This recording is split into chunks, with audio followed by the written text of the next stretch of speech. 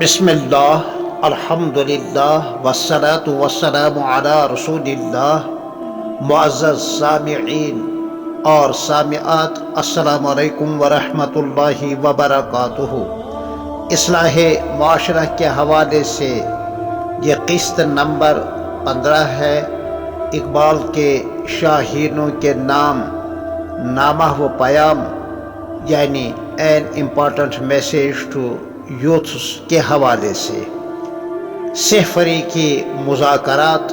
بہرحال بیوی سے پوچھا گیا کیا کھانے اور پینے کا نظام اور رہنے اور سہنے کا انتظام مناسب ملا ہے آپ کو شوہر کی جانب سے؟ جواب دیا جی ہاں۔ پوچھا گیا کیا کپڑا لتا ٹھیک ہے نا؟ جواب دیا جی ہاں۔ پوچھا گیا کیا مہر کو وصول کیا ہے؟ جواب دیا محترمہ نے جی ہاں۔ پھر پوچھا گیا کیا حسن سلوک ہوا ہے؟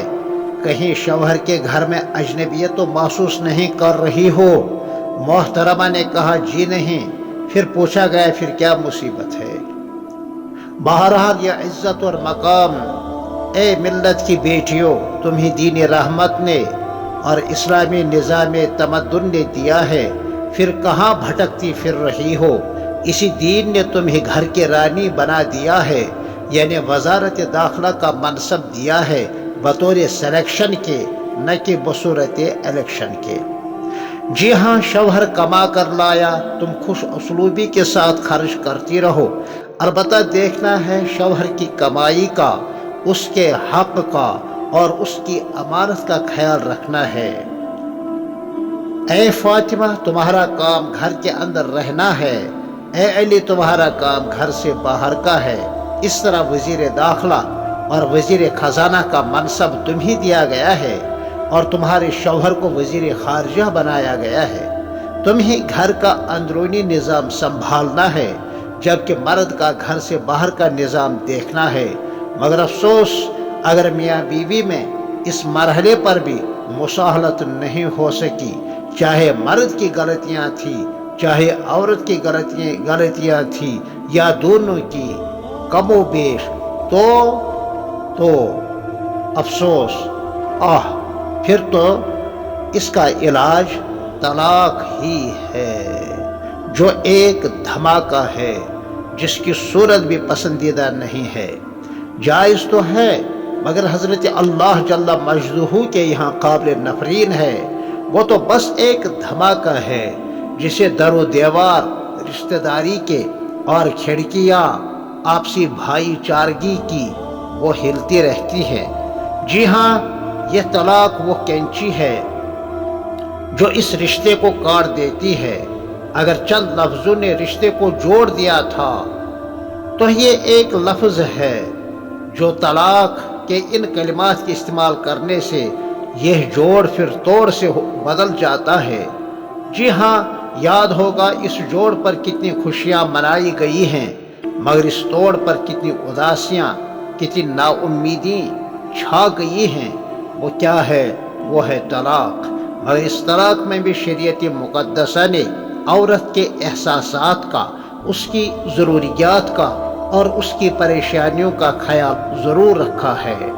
وہ تو تب طلاق دے جب عورت پاکی کی حالت میں ہو اور اس حالت میں اس کے ساتھ صنفی تعلقات قائم نہیں کیے ہوں، سبحان اللہ، ورنہ عورت کی عدت طلاق خواہ مخواہ لمبی ہوگی یا حمل کی صورت میں ناگفتہ بہ حالات کا سامنا کرنا پڑے گا۔ لہذا مرد ایک طلاق دے بوجہ مجبوری یا دو، تب بھی وہ مطلقہ ڈائیورسڈ ہونے کے باوجود مرد کو رجوع کرنے کا حق ملتا ہے جب تک عدت ہے۔ عورت اس طلاق کے بعد شوہر کے گھر کو نہ چھوڑے بلکہ دلہن بن کر رہے، سج دھج کے ساتھ رہے، اپنے شوہر کو لبھانے کی کوشش کرے، اس کے سامنے اظہار زینت کرے، یہاں تک کہ شوہر نے بیوی سمجھ کر ہاتھ پکڑا یا زبان سے کہا تیرے بنا میں نہیں، میرے بنا تو نہیں، I love you، اب تو رجوع ہو ہی گیا ہے۔ اب اگر عدت گزر گئی تب بھی بیوی نکاح ہی میں رہی، مگر ایک یا دو طلاق شوہر کے پاس بہرحال رہ گئے ہیں۔ اب اس ایک یا دو گولی یعنی طلاق کو محفوظ رکھے، میگزین میں کبھی استعمال نہ کرے عمر بھر۔ کلام پاک میں ارشاد باری ہے الطلاق مرتان، اسی حوالے سے ہے۔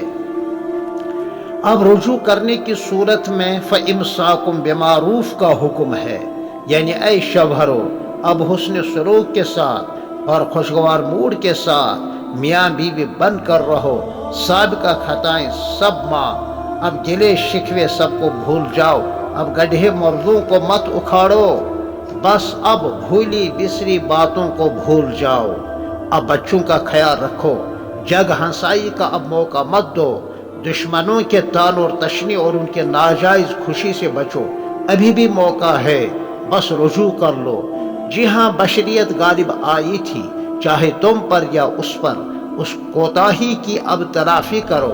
ہاں، اگر رجوع کا ارادہ نہیں ہوا، خدا نخواستہ حالات دیگر گوں ہو گئے، یکجائی کی کوئی صورت نہیں نکل سکی، دونوں میں دوریاں پیدا ہوئی، تو ان اقدامات کی اب کوئی ضرورت نہیں۔ ٹھیک ہے، پھر جانے دو، نہ ہاں کرو نہ نہیں کرو، بس مدت عدت گزر گئی تو طلاق بائنہ پڑ گئی، اب بیوی حرام ہو گئی، وہ بیچاری ادھر چلی گئی تو یہ بیچارہ ادھر چلا گیا۔ اب اس کے بعد کیا ہوگا تو سنیے قسط نمبر 16 میں۔ تب تک کے لیے السلام علیکم ورحمۃ اللہ وبرکاتہ۔